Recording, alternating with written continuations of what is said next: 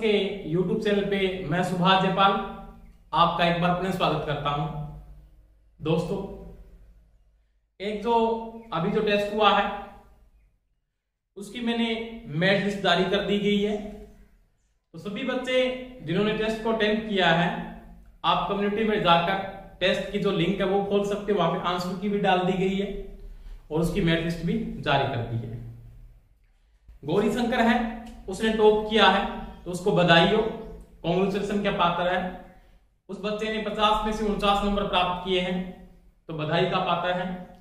आप सभी बच्चे इसी प्रकार से मेहनत करते रहे और सक्सेस हो। अब की बार वैकेंसी जो लाइनमैन की आएगी, टेक्निकल हेल्पर की जो वैकेंसी आएगी, उसमें सिलेक्शन आपको छीनने पड़ेगी। बहुत खूब मेहनत करनी पड़ेगी दोस्तों, क्योंकि कंपटीशन थोड़ा सा टफ होने वाला है। तो जी जान लगा के मेहनत शुरू कर दो। आप फुल पढ़ो, जो टॉपिक है उनको टॉपिक वाली क्लास अटेंड करें, न्यूमेरिकल करके देखें, क्लासों को अटेंड करें। जो बच्चे पीछे चल रहे हैं सिलेबस के अंदर, वो जल्दी से क्लास अटेंड करके बराबर आ जाए।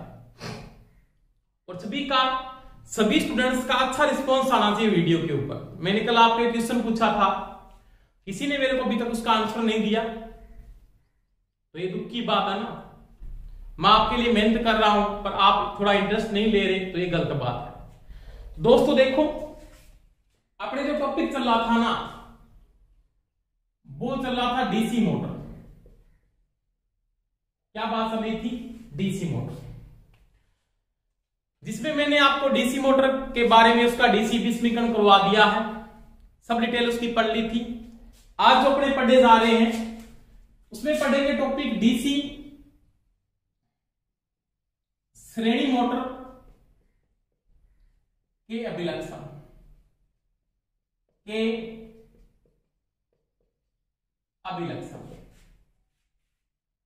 यानी डीसी की जो सीरीज मोटर है ना, उसकी कैरेक्टरिस्टिक पढ़ेंगे।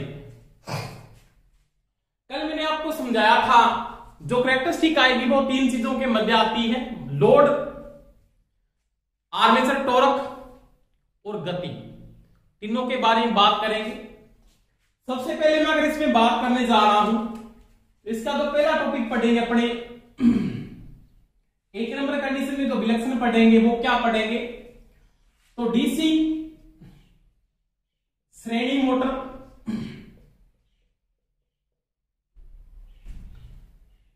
का आघूर्ण। आघूर्ण का मतलब टॉर्क व भार अभिलक्षण।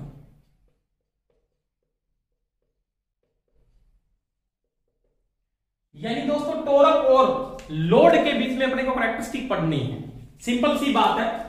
किसके बीच में? आर्मेचर टॉर्क यानी टीए। ये टॉर्क कौन सा, ये आघूर्ण कौन सा है? तो ये है आर्मेचर आघूर्ण। और किसके मध्य? आयन के मध्य। इन दोनों के बीच में किसकी बात करेंगे? इसकी कैरेक्टरिस्टिक पढ़ेंगे या इसका क्या पढ़ेंगे? अभिलक्षण पढ़ेंगे। तो मैं अगर इन दोनों में बात करता हूं, सबसे पहले मैं अगर डीसी सीरीज मोटर की बात करूं तो उसका सर्किट डायग्राम बनाओ तो इस प्रकार से बनाओ। तो जो मैंने कल भी आपको समझाया था, सीरीज फील्ड वाइंडिंग मोटे चालक तार कम्यूटेटर के साथ बनती है। रीजन मैंने बता दिया है कि जो चीज श्रेणी क्रम में लगती है उसको क्या सहन करना पड़ता है? लोड धारा सहन करनी पड़ती है। और जिसको लोड करंट सहन करना या धारा सहन करनी है उसको मोटे चालक तार कम टर्न के साथ बनाया जाता है और प्रतिरोध का मान निम्न रखा जाता है। और जिसको वोल्टेज सहन करनी है उसको पतले चालक तार अधिक टर्न के साथ बनाते हैं। रेशन फील्ड को बनाते हैं, उसको वोल्टेज सहन करनी पड़ती है। यह आर्मेचर है। आर्मेचर का नामांकन A1 A2।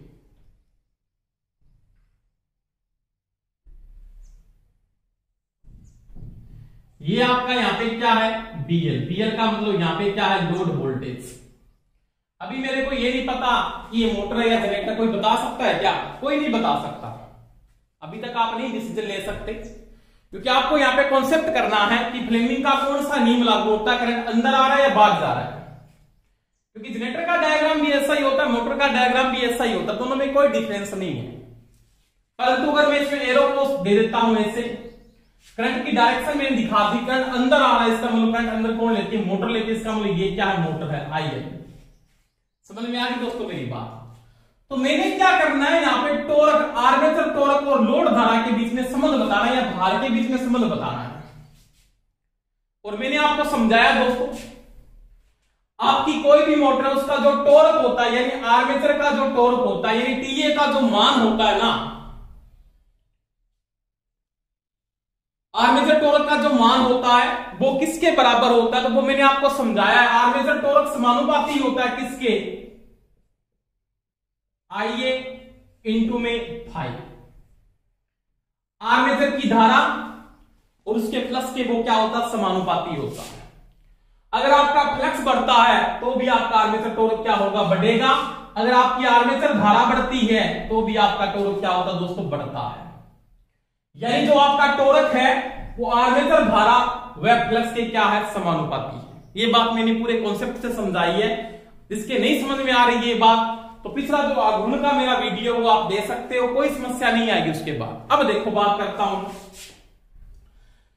सीरीज मोटर में टॉर्क की मैं बात करूं तो इसका आघूर्ण में क्या बात करेंगे, यानी मैं यहां पे एक बात लिख रहा हूं, IL बराबर यहां पे होता है दोस्तों ISC बराबर क्या होता है, IE।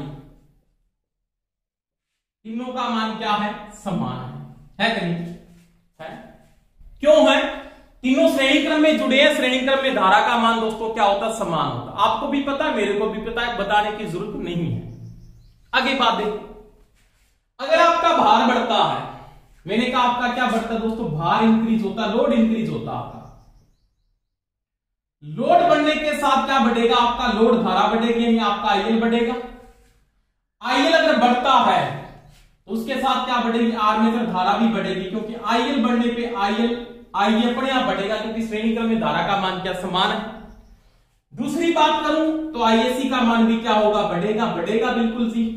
तीनों किस क्रम में, श्रेणी क्रम में, तीनों का मान एक साथ ही बढ़ेगा, एक समान ही बढ़ेगा, एक साथ बढ़ेगा, एक समान बढ़ेगा। अब देखो दोस्तों, I समानुपाती सभी ने क्या पढ़ा है, फाई पढ़ा है। अगर धारा बढ़ रही है तो आपका फ्लक्स भी क्या होगा, बढ़ता है। इसका मतलब फाई भी क्या होगा, बढ़ेगा, क्योंकि ये धारा इसके क्या है, समानुपाती है। समझ में आ गई दोस्तों मेरी बात। अब देखो यहां पे जब लोड आपने बढ़ाया, क्या बढ़ाया, इसका मैं अगर कैरेक्टरिस्टिक बनाऊं यहां पे, आप इसकी जो कैरेक्टरिस्टिक देखोगे, मैं इसकी कैरेक्टरिस्टिक की बात करूं तो इसका जो डायग्राम बना होता है वो इस प्रकार से बनता है।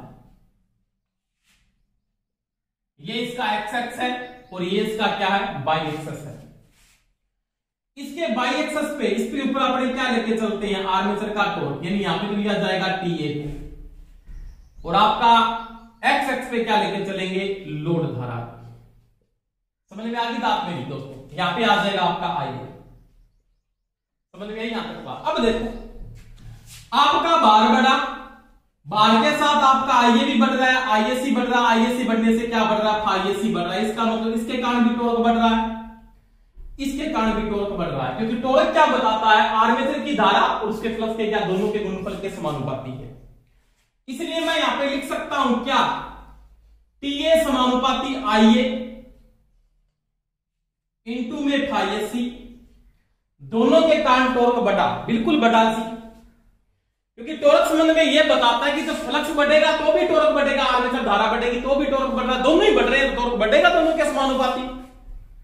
इसमें कोई सोचने वाली बात भी नहीं है। आगे मैं लिख सकता हूं TA बराबर क्या, समानुपाती में IE। आप ISC समानुपाती ISC लिख सकते हो, बिल्कुल मैं लिख सकता हूं इसकी जगह, क्योंकि इसके ये समानुपाती है। और TA बराबर आगे वाके मैं ये भी लिख सकता हूं ISC की जगह क्या लिख सकता हूं, IA लिख सकता हूं, क्योंकि ISC का मान IA के क्या बराबर है, तो यहां पे क्या लिख सकते हो आप, IA। तो TA समानुपाती हो जाएगा जी IA स्क्वायर, क्या हो जाएगा, IA स्क्वायर। ये दोस्तों इसका क्या है, स्टार्टिंग टॉर्क है, क्या है, स्टार्टिंग टॉर्क। आर्मेचर धारा के क्या है, वर्ग के समानुपाती है। यानी मैं अगर बात करूं यहां पे इससे, तो इसका यहां तक जो स्टार्टिंग टॉर्क है इस बिंदु तक, मान लीजिए बिंदु O है तो ये आपका P है, इस बिंदु तक जो टॉर्क बढ़ता है ना, TA का जो मान होता है वो आर्मेचर धारा के वर्ग के समानुपाती है। समझ में आई दोस्तों मेरी बात? क्यों दोबारा से रिपीट कर रहा हूं, आराम से देखना। भार बढ़ेगा, भार के साथ आईए बढ़ेगा, आईए बढ़ने से क्या बढ़ेगा, आईएसी भी बढ़ेगा, आईएसी बढ़ने से क्या बढ़ेगा, आईएसी भी बढ़ेगा। जब आपका फ्लक्स भी बढ़ता है और आर्मेचर धारा भी बढ़ती है तो टॉर्क क्या बढ़ता है, उसके वर्ग के समानुपाती बढ़ जाता है। इसका स्टार्टिंग टॉर्क होता है वो आर्मेचर धारा के वर्ग के समानुपाती होता है। परंतु इस P बिंदु के बाद, इस नी बिंदु के बाद इसका जो टॉर्क है वो क्या होता है, आर्मेचर धारा के सीधा समानुपाती होता है, टीए समानुपाती आईए हो जाता है। क्या मैं भाई कोई कारण तो सी खाना पता हो आपको? अरे कुछ रीजन तो है कि ये आगे जाके सीधा समानुपाती हो गया, कोई कारण तो होगा ना। रट्टा मार रखा है, बताना। कल भी एक क्वेश्चन पूछा था, उसका भी आंसर नहीं दिया, इसको भी छोड़ दूं क्या? नहीं, बता देता हूं, चलो देखो। P बिंदु के बाद, इस बिंदु के बाद स्टार्टिंग में धारा बढ़ी बढ़ी बढ़ी, जब लोड बढ़ता गया तो यहां तक बिंदु तक क्या हुआ, आपका सीरीज का फ्लक्स बढ़ता गया। क्योंकि जब आईएसी बढ़ा ना, क्या बढ़ा, आईएसी बढ़ा तो उसके साथ क्या बढ़ा, आईएसी बढ़ा। परंतु एक ऐसी कंडीशन आ जाती है, क्या कंडीशन आ जाती है कि फील्ड वाइंडिंग है वो क्या हो जाती है, सेचुरेट हो जाती है। यहां पे मैं लिख सकता हूं श्रेणी फील्ड या श्रेणी क्षेत्र की संतृप्त अवस्था, यानी इस बिंदु के ऊपर फ्री फील्ड वाइंडिंग क्या हो जाती है, सेचुरेट हो जाती है। आप करंट बढ़ाते जाओ बढ़ाते जाओ, फ्लक्स बढ़ता गया, एक ऐसी कंडीशन आएगी जहां पर जाके फील्ड वाइंडिंग करंट बढ़ाने पे फ्लक्स नहीं बढ़ा सकती, वह उसकी क्या कहलाती है, सेचुरेशन पॉइंट, या उसको बोलते हैं उसकी संतृप्तता। उसके बाद अगर आप करंट को बढ़ाते हो ना तो उसका फ्लक्स नहीं बढ़ता है, इसका मतलब वो फ्लक्स नहीं बढ़ रहा। आपका आईएल बढ़ रहा है, जी बढ़ रहा है, लोड बढ़ता गया, लोड के साथ आईएल बढ़ा तो आपका आईए भी बढ़ा, आईए बढ़ा तो क्या बढ़ा, आईएसी बढ़ा। इसका साथ बढ़ता जा रहा है, परंतु आईएसी जब बढ़ गया तो सीरीज फील्ड सेचुरेट होगी, परंतु आईएसी उस समय क्या हो गया, स्थिर हो गया। क्योंकि सेचुरेशन की अवस्था में, यानी संतृप्तता पर, किस पर दोस्तों, संतृप्तता पर आईएसी क्या हो जाता, स्थिर हो जाता है। अब उसके बाद सीरीज फील्ड का फ्लक्स नहीं बढ़ेगा, वो सेचुरेट हो चुकी है। उसके बाद चाहे आप धारा को बढ़ा दो, उसका फ्लक्स नहीं बढ़ पाता है। तो फ्लक्स अगर नहीं चेंज हो रहा तो टॉर्क में मेरे को पता है फ्लक्स तो कैंसिल हो गया, ये तो चेंजिंग नहीं हो रहा, ये तो स्थिर हो गया यहां पे। अब क्या हो रहा है, जो टॉर्क बढ़ रहा है वो आर्मेचर धारा के साथ ही बढ़ रहा है। इसके बाद उसके बाद जो रनिंग टॉर्क होता है ना, जो टॉर्क होता है टीए समानुपाती हो जाता है बाद में आईए, यानी इसका जो रनिंग टॉर्क होता है ना, कौन सा जी, रनिंग टॉर्क, वो आर्मेचर धारा के सीधा समानुपाती हो जाता है। समझ में आ गई होगी दोस्तों मेरी बात? दोबारा से मैं रिपीट कर रहा हूं, इसका स्टार्टिंग टॉर्क आर्मेचर धारा के वर्ग के समानुपाती है। कारण क्या है कि स्टार्टिंग के समय जो टॉर्क बढ़ता है वो आईए और फाई दोनों के कारण बढ़ता है। इसके कारण इसका जो टॉर्क है आर्मेचर धारा के सीधा वर्ग के समानुपाती, सीधा समानुपाती नहीं है। परंतु इस P बिंदु के ऊपर सीरीज फील्ड वाइंडिंग सेचुरेट हो जाती है। आप लोड बढ़ाते हो, लोड धारा बढ़ती है, लोड धारा बढ़ने सीरीज की धारा बढ़ती है, सीरीज की धारा बढ़ती है, पर सीरीज का फ्लक्स नहीं बढ़ पाता, क्योंकि सीरीज फील्ड वाइंडिंग क्या हो जाती है, संतृप्त यानी सेचुरेट हो जाती है। उसके बाद चाहे आप आईएसी बढ़ाओ, आज का फ्लक्स नहीं बढ़ा पाती है। उसके बाद क्या होता है, फ्लक्स में चेंजिंग नहीं होती, इसका मतलब फ्लक्स तो हो गया स्थिर, तो इसका टॉर्क किसके समानुपाती हो गया, आर्मेचर धारा के सीधा समानुपाती। तो रनिंग अवस्था में इसका जो टॉर्क होता है वो आर्मेचर धारा के सीधा समानुपाती होता है। बिल्कुल समझ में आ गई होगी, पूरा कॉन्सेप्ट मैंने डीपली आपको समझा दिया है। कोई समस्या है तो मेरे को कमेंट करके अब भी बता सकते, वैसे कोई समस्या नहीं आनी चाहिए दोस्तों। इसके बाद देखो, ये कंडीशन होने के बाद इसका मतलब इसका जो स्टार्टिंग टॉर्क है बहुत ज्यादा है। कई बार प्रश्न ऐसे भी आ जाता है, कैसे जी, 5 एम्पियर पर उसका 10 न्यूटन मीटर का टॉर्क है स्टार्टिंग, 10 एम्पियर पर उसका स्टार्टिंग टॉर्क कितना होगा ज्ञात कीजिए। ऐसे प्रश्न आ जाते हैं मान लीजिए। उस प्रकार के प्रश्नों को कैसे हल करोगे, आप ध्यान रखना है कॉन्सेप्ट के अंदर मैं लिख रहा हूं इधर, TA1 बटा TA2 बराबर नोट कर लोगे IA1 की स्क्वायर बटा में IA2 की स्क्वायर। इस क्वेश्चन को इस लाइन से आप हल करोगे। लागू ओनली फॉर ये किसमें होगा, स्टार्टिंग में लागू होगा, और ये स्टार्टिंग में पूछेगा तो स्टार्टिंग के समय। जैसे क्वेश्चन ये आ गया कि TA1 का मान 10 न्यूटन मीटर है, IA1 का मान 5 एम्पियर है, IA2 का मान अगर 7 एम्पियर कर दूं तो TA2 का मान कितना होगा ज्ञात कीजिए। तो आप इस लैंग्वेज से हल कर सकते हैं, क्योंकि ये इसके समानुपाती है, ये इसके समानुपाती में बात करता हूं ना, तो टोरक है, ये इसके समानुपाती मेंटेन करके चलते हैं, तो इसको जब बराबर में लेके आते हैं समानुपाती में बराबर में आप क्वेश्चन को हल कर सकते हो। यानी TA1 बटा TA2, IA1 बटा IA2 का स्क्वायर होगा दोनों का, इसके द्वारा आप कोई भी क्वेश्चन को हल कर सकते हैं। समझ में आ गई मेरी दोस्तों बात। यानी ये जो कंडीशन है इस समानुपाती को मेंटेन करने के लिए है। इस प्रकार से क्वेश्चन आता तो आप इस क्वेश्चन से इसी लैंग्वेज से हल कर सकते हैं। और ऐसा क्वेश्चन पूछेगा वो स्टार्टिंग के समय पूछेगा, रनिंग में नहीं पूछेगा सीरीज मोटर के अंदर। दूसरी बात, इस मोटर का स्टार्टिंग टॉर्क बहुत उच्च है। क्या है? बहुत उच्च है सभी मोटरों से। सीरीज मोटर का जो टॉर्क होता है बहुत उच्च होता है, सभी ने सुना भी होगा। जैसे यूनिवर्सल मोटर सीरीज मोटर में ही आती है, परंतु वो AC DC पे दोनों पे काम करने के कारण उसको यूनिवर्सल मोटर के नाम से जाना जाता है। उसका स्टार्टिंग टॉर्क क्या होता है? बहुत हेवी होता है। तो वो किसी भी लोड को स्टार्टिंग के समय उठा सकती है। तो जहां पे हेवी लोड होते हैं, जैसे कोई भी काम हो गया, इसका जो यूज करते हैं ना, उपयोग, यानी इसका जो यूज होता है, यूज वो होता है क्रेन के अंदर। इसमें होता है क्रेन में यूज करते हैं, जहां पे लोड हेवी उठाना पड़ता है, टॉर्क हेवी चाहिए आपको। कोई ट्रैक्शन का कार्य है, ट्रैक्शन का कार्य रेलवे इंजन में, जहां पे किसका काम करती है? लोकोमोटिव। लोकोमोटिव के रूप में किस मोटर का उपयोग किया था? सीरीज मोटर का उपयोग करते हैं। गुरुत्वाकर्षण भी आता है। और कहां पे करते हैं दोस्तों? इसको लिफ्ट में भी उपयोग किया जाता है। किसमें? लिफ्ट के अंदर।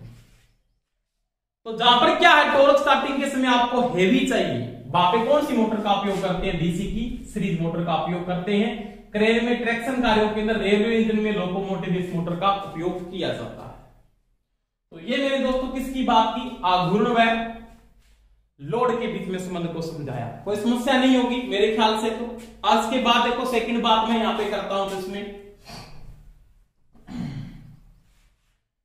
साथ साथ में सभी नोट्स बनाए, जो बातें बोल रहा हूं उसको लिखना सीखे, वीडियो को रोक के लिख लें, ठीक है ना। पूरी बातें बोल रहा हूं, पूरी बातें बोर्ड पे नहीं लिख सकता, आप साथ साथ में नोट करते जाएं, जो बातें बोल रहा हूं उसके नोट्स बनाते जाएं। बाद में जब पढ़ोगे शॉर्टकट में बहुत समस्या, कोई भी समस्या आपके नहीं आने वाली है दोस्तों।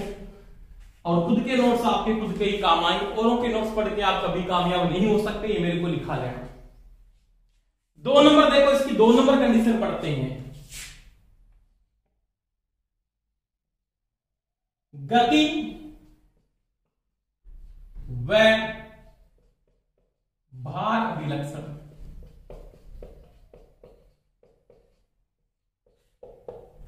यानी गति व लोड के बीच में कैरेक्टरिस्टिक पढ़ेंगे। तो देखो गति को किससे दर्शाया जाता है? वो होती है N से। स्पीड आपकी N से दिखाई जाएगी। और लोड में आप क्या लेके चलोगे दोस्तों? IL को लेके चलते हो। इन दोनों का विलक्षण आप पढ़ोगे यहां पे। समझ में आ गई मेरी बात? कोई समस्या नहीं है। वही आपके पास DC की सीरीज मोटर है, ये लो जी, इसकी सीरीज फील्ड वाइंडिंग है, इसका नामांकन D1 से कर दिया, D2 हो गया, और ये हो गया जी RS। ठीक है जी, कोई समस्या नहीं। ये आधा % तो सीरीज मोटर बनाने पे हल हो जाता है। लोड के अंदर आ रहा है, कोई समस्या नहीं है। यहां तक कंप्लीट है बात। सीरीज मोटर बन गई, बन गई। अब मैं यहाँ पे एक बात लिख रहा हूं, कोई समस्या हो तो किसी के लगभग तो है नहीं है, तो बता देना ISC बराबर में क्या IA है, ये आपको पता है। ठीक है जी। अब देखो गति संबंध में मैंने आपको समझाया है, जिसने नहीं पढ़ा पिछली वीडियो और उसके संबंध में थोड़ा सा टॉपिक नहीं आएगा जी। गति संबंध में मैंने आपको एक बात बताई थी। क्या? गति 2 बातों पे डिपेंड करती है। N समानुपाती होता है EB बटा में फाइव। यानी गति है ना वो ईटी के समानुपाती है, बिल्कुल है जी। और एन विलोमानुपाती है किसके? फ्लक्स के। फ्लक्स के क्या होती है? विलोमानुपाती होती है। आधा प्रश्न तो आपका यहीं से हल हो गया ना। देखते बता देंगे क्या होगा भाई। फ्लक्स गति के विलोमानुपाती होता है, बिल्कुल बात सही है। अब देखो आप बिल्कुल समझ को समझा दोगे यहां पे। जैसे मैंने कहा भार बढ़ता है जी, बढ़ा दो भार को। आपका भार इंक्रीज हुआ तो आपका क्या इंक्रीज हुआ दोस्तों? आपका आईएल भी बढ़ा। बढ़ा कि नहीं बढ़ा? आईएल बढ़ा तो आपका आईए बढ़ा, बिल्कुल बढ़ा। आईए बढ़ा तो आपका क्या बढ़ा? आईएसी बढ़ा। बढ़ा कि नहीं बढ़ा? बिल्कुल बढ़ा। आईएसी समानुपाती फाईएसी। आईएसी बढ़ेगा तो जी क्या बढ़ेगा? फाईएसी बढ़ेगा, फ्लक्स बढ़ेगा। और जब फ्लक्स बढ़ता है तो गति क्या होती है दोस्तों? कम हो जाती है, क्योंकि फ्लक्स गति के विलोमानुपाती है। समझ में आई दोस्तों मेरी बात? बिल्कुल आई। भार आपने कम किया जी, बिल्कुल कम कर दो। आईएल भी क्या हुआ? उसके साथ कम हुआ। आईए भी क्या हुआ? कम हुआ। आईएसी भी क्या हुआ? कम हुआ। आईएसी जब कम हुआ ना तो फाईएसी भी क्या हुआ? कम हुआ। और जब फाईएसी कम होता है तो गति क्या होती है? बढ़ जाती है। अब आपकी कोई समस्या नहीं है। अब आप इसकी कैरेक्टरिस्टिक को बता सकते हो ना? बिल्कुल बता सकते हैं जी।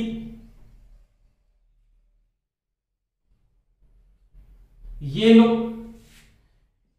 y एक्स पे n को ले लेता हूं, यहां पे लोड को ले लेता हूं, और इसका जो संबंध है वो मैं इसे बना देता हूं जी इस प्रकार से। ये संबंध है, यानी गति है ना, गति वो लोड के क्या है? विलोमानुपाती है। परंतु इस बिंदु के बाद देखो ये बिल्कुल लो लोड है, निम्न भार है ना। यहां पे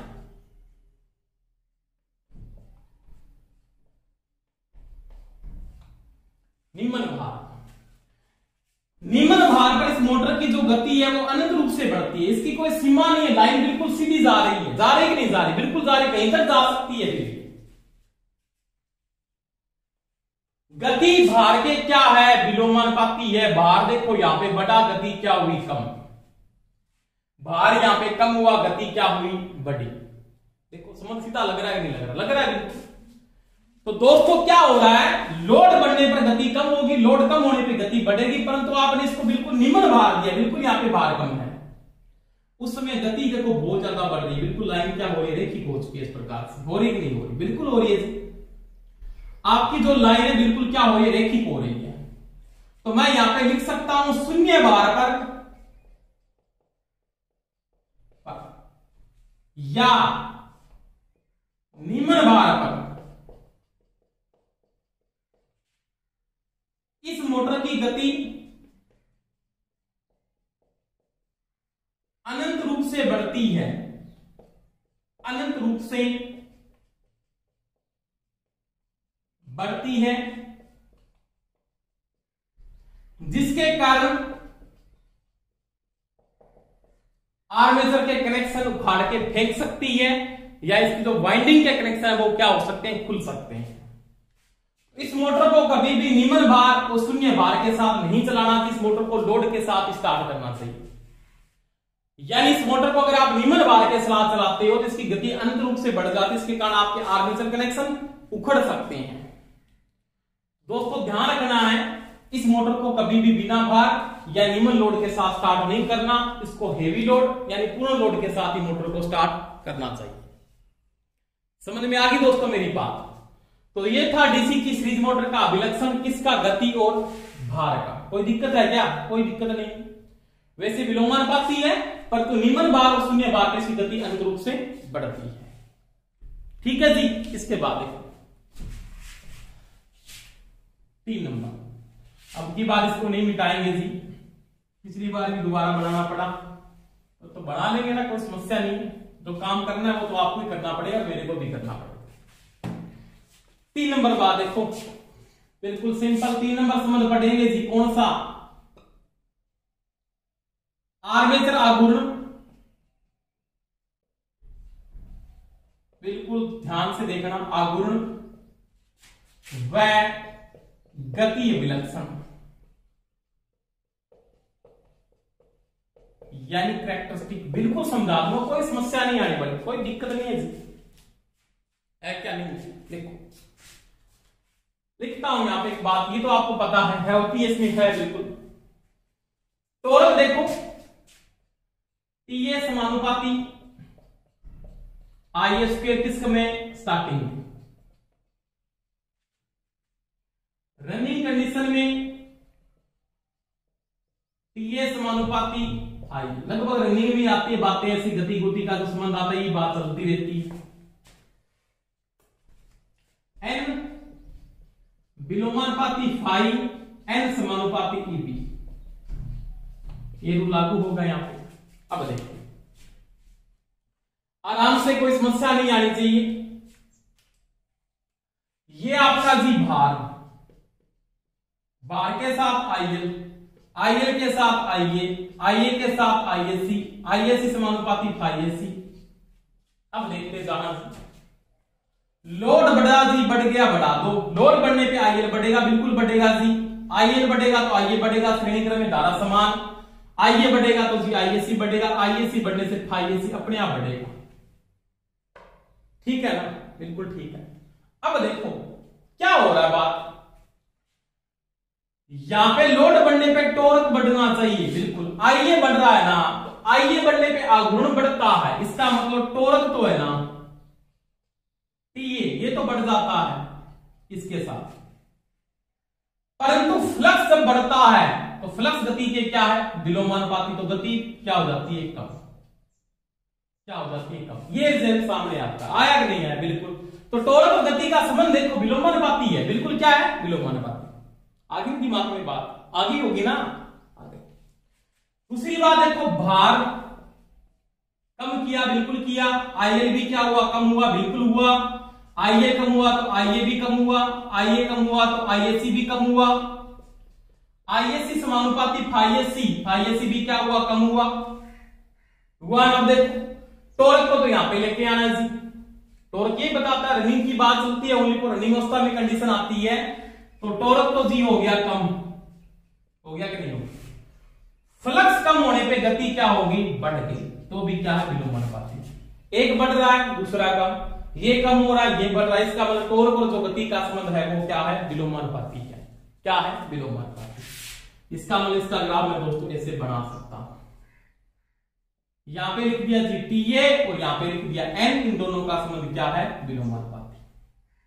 यानी भार और जो गति का संबंध है, यानी TA लिख सकता हूं व्युत्क्रमानुपाती N होता है। बिल्कुल सही है, जब मोटर का टॉर्क बढ़ता है तो गति कम होती है, और टॉर्क कम होता है तो गति क्या होती है, बढ़ती है। तो ये दोस्तों किसके अभिलक्षण थे, DC की सीरीज मोटर के क्या थे, अभिलक्षण, या उनकी क्या थी, कैरेक्टरिस्टिक थी। कोई समस्या क्या, दोबारा से देखो, रिपीट करके देख लो, कोई समस्या नहीं है। एक संबंध तो मैंने यहाँ पे ये समझा दिया, दूसरा संबंध आपको मैंने यहाँ पे समझा दिया। तो ये था DC सीरीज मोटर के क्या थे, अभिलक्षण थे, या उनकी क्या थी, कैरेक्टरिस्टिक थी। इसके बाद देखो, बिल्कुल सिंपल बातें हैं, कोई समस्या नहीं आनी चाहिए जी।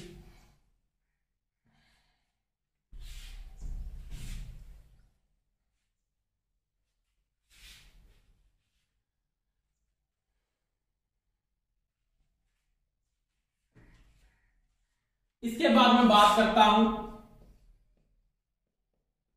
श्रेणी मोटर, कौन सी, DC की DOR बदलना, डायरेक्शन ऑफ रोटेशन, इसमें DOM भी लिख सकता है, डायरेक्शन ऑफ मूवमेंट, कोई दिक्कत नहीं है, एक ही बात है। DC की सीरीज मोटर की घूर्णी दिशा आप कैसे बदल सकते हो, उसकी बात करता हूं। आराम से समझना पूरा कॉन्सेप्ट, बिल्कुल सिंपल बात है। ये DC की सीरीज मोटर है, ये इसका आर्मेचर है, बिल्कुल है जी। ये लो, अंदर ले रही है करंट, बिल्कुल लेगी, मोटर है तो अंदर ही लेगी ना, BL। ये D1 है, ये इसका D2 है, ये इसका A1 है, ये इसका A2 है, कोई दिक्कत नहीं। मैंने आपको समझाया दोस्तों, स्टार्टिंग के समय जब मोटर का परिचय करवाया था, वहां पे मैंने सिद्धांत करवाया था, वहां पे फ्लेमिंग का जब नियम करवाया तो वहां पे मैंने डायरेक्शन ऑफ रोटेशन चेंज नहीं करना बताया। एक बार मैं दोबारा से यहाँ पे रिपीट कर रहा हूं। इसे मैंने पूरा डीपली समझाया हुआ, जिसके समझ में नहीं आई ना तो वो मेरा स्टार्टिंग का जो मोटर जो स्टार्ट की जा रही है तो उसमें फ्लेमिंग का जो लेफ्ट हैंड रूल है उसको देखना, बिल्कुल खुल जाएगा पर्सन, कोई समस्या नहीं है। कैसे घूम रही है, क्यों रीजन है, उसके रीजन सबसे समझाइए मैंने। यहाँ पे दो कंडीशन होगी, पहली कौन सी है, श्रेणी क्षेत्र कुंडलन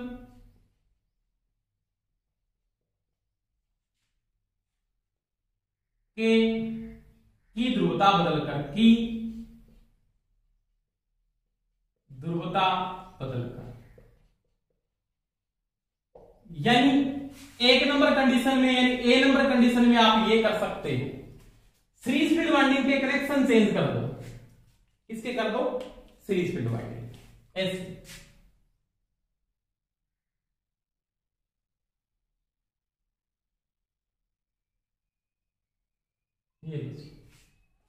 अगर आप सीरीज फील्ड वाइंडिंग के कनेक्शन चेंज करके इसकी घूर्णी दिशा को क्या कर सकते हो दोस्तों, बदल सकते हैं। एक नंबर कंडीशन तो आप ये कर सकते हो, यानी सीरीज फील्ड की ध्रुवता बदल दी तो इसकी घूर्णी दिशा बदल जाए, क्योंकि मैंने कहा था या तो मैग्नेटिक फील्ड चेंज कर दो या आर्मेचर में धारा की दिशा बदल दो। या फिर कोई ये भी बोल सकता है श्रेणी क्षेत्र कुंडल की धारा की दिशा बदलकर, ध्रुवता या लिख सकता धारा की दिशा बदलकर, एक ही बात है। ठीक है, ध्रुवता बदलेगी, धारा की दिशा अपने आप चेंज हो जाएगी। और बी नंबर कंडीशन यहां पे क्या है, तो बी नंबर कंडीशन में आप ये लिख सकते हो, आर्मेचर कुंडलन की ध्रुवता या धारा की दिशा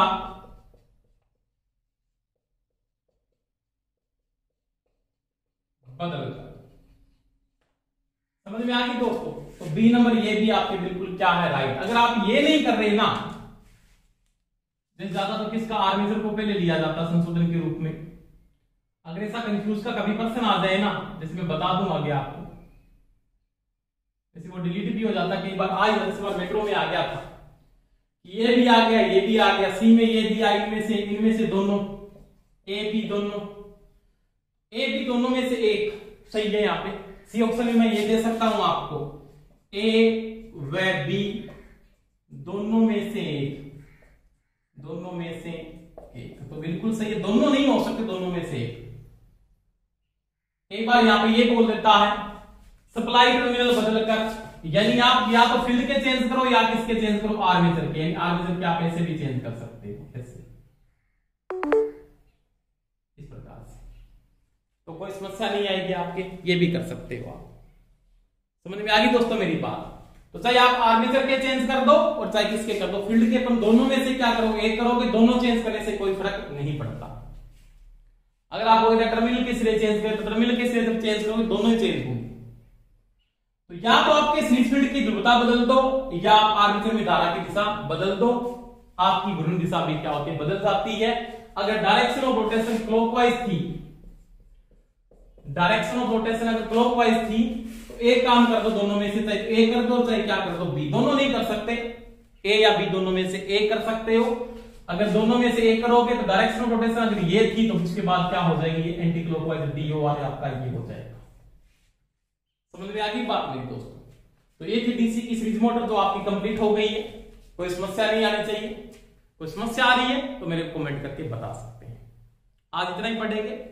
बेस्ट ऑफ लक सभी को और जय हिंद। और सभी बच्चे एक मैं बात बोल रहा हूं, नियमित सभी क्लास जरूर अटेंड करो। वैकेंसी आने के बाद आपका कुछ नहीं बनने वाला दोस्तों, तो सभी पढ़े। आप इतने स्ट्रगलफुल हो जाओ कि आपको ये सोचने पड़ने लग जाओ कि आप कितनी रुचि बढ़ जाए कि कब टाइम कितना हो गया हमको पता ही नहीं चला। टाइम देख के नहीं पढ़ना, हाँ पढ़ते पढ़ते टाइम देखो, अरे यार इतना टाइम हो गया पढ़ते हुए, ऐसा होना चाहिए। इतनी रुचि बनाओ थ्योरी के अंदर। अगर थ्योरी में एक बार रुचि बढ़ गई ना दोस्तों तो फिर आपको कोई रोकने वाला नहीं है, मैं गारंटी देता हूं इस बात की। आप कुछ रटने वाली बातें उसको रटो, तो रटने वाली लगभग बातें है नहीं, समझने वाली ये बातें बिल्कुल समझो, उसके बाद बुक में प्रश्न करके देखो, कोई समस्या नहीं आएगी। समस्या आई तो मेरे को कमेंट करके आप बता भी सकते हो। थैंक यू दोस्तों, बेस्ट ऑफ लक सभी को।